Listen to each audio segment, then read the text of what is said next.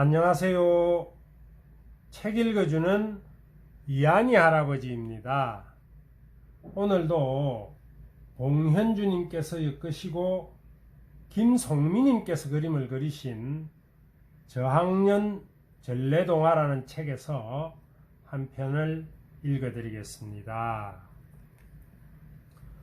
오늘 읽어드릴 이야기는 아들의 지게로군요. 늙은 아버지를 모시고 사는 농부가 있었습니다.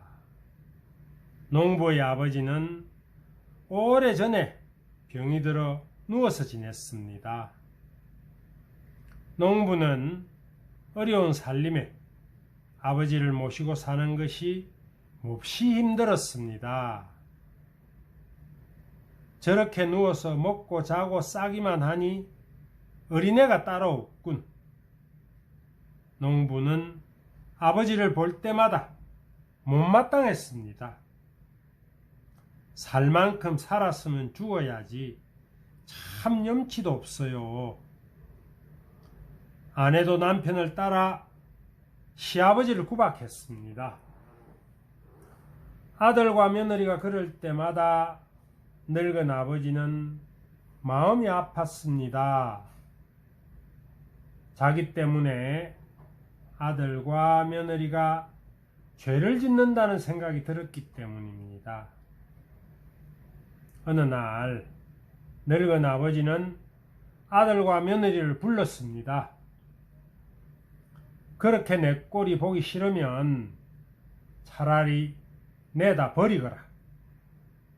물속에 집어넣든지 나도 더 이상 살고 싶은 생각이 없다. 아버지의 말에 농부의 얼굴이 환해졌습니다. 정말 그렇게 해도 되겠어요? 농부가 못 믿겠다는 듯이 물었습니다. 움직일 수만 있으면 벌써 내 발로 걸어 나갔을 것이다. 그러니 걱정 말고 내다 버리거라. 늙은 아버지는 그만 고개를 돌렸습니다. 다음 날 농부는 지게를 꺼내 손질했습니다. 아버지를 내다 버리려면 지게로 지고 가야 하기 때문이었습니다.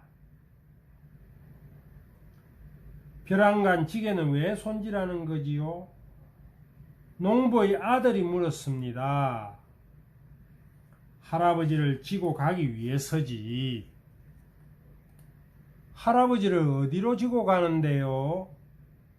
아들은 이상한 생각이 들어 꼬치꼬치 물었습니다. 우리처럼 어려운 살림에 할아버지와 같은 병자를 모시는 건 어려운 일이다. 그래서 산에 버리러 가는 거란다.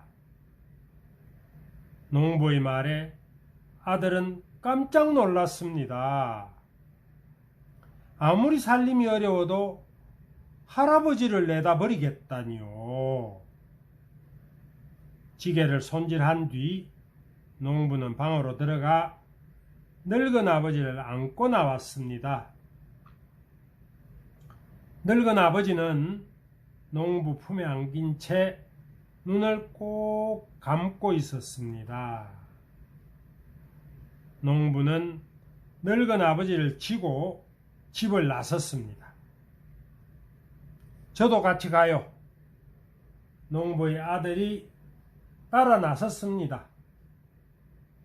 그러려무나 농부는 아무 생각 없이 아들을 데리고 갔습니다. 이윽고 산속 깊은 곳에 이르자 농부는 아버지를 내려놓았습니다. 길이 험하고 숲이 우거져 더 이상 갈 수가 없었습니다. 배고프면 이거 잡수세요. 저희들은 이만 갈게요. 농부는 지게에 달아놓은 주먹밥을 툭 쳤습니다. 늙은 아버지는 그때까지 눈을 꼭 감고 있었습니다.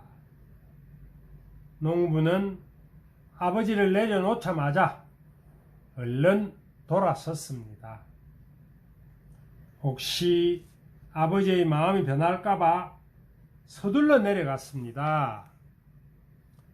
그리곤 뒤도 돌아보지 않았습니다. 이젠 우리끼리만 살게 되었구나. 농부는 홀가분한 마음으로 아들에게 말했습니다. 그런데 아들이 보이지 않았습니다. 얘가 어디 갔을까? 이쪽 저쪽 돌아보는데 아들이 빈지개를 쥐고 헐레벌떡 뛰어왔습니다. 아니 그건 왜 도로 치고 오는 거냐? 농부가 물었습니다. 저도 나중에 아버지 버릴 때 쓰려고요. 아들은 태연하게 말하고 앞서 내려갔습니다. 농부는 갑자기 가슴이 쿵 내려앉는 것 같았습니다. 나중에 아들이 자기를 산으로 버리러 가는 장면이 눈에 선했습니다. 농부는 비로소 자신이 얼마나 몹쓸 짓을 했는지 깨달았습니다. 얘야, 내가 잘못했다. 농부는 아들에게 달려가 잘못을 빌었습니다. 잘못은 할아버지께 빌어야지요. 아들이 농부를 엄하게 꾸짖었습니다. 내 말이 맞다. 당장 할아버지를 다시 모셔오자꾸나. 농부는 아버지에게 달려가 무릎을 꿇고 용서를 빌었습니다. 제가 잘못했어요. 부디 용서해 주세요. 앞으로는 잘 모실게요. 농부는 아버지를 다시 지게에 지고 내려왔습니다. 그리고는 돌아가실 때까지 잘 모셨답니다. 자식은 부모의 모습을 보며 자랍니다. 부모도 언젠가는 할아버지가 되고 자식은 나이가 들게 되겠죠.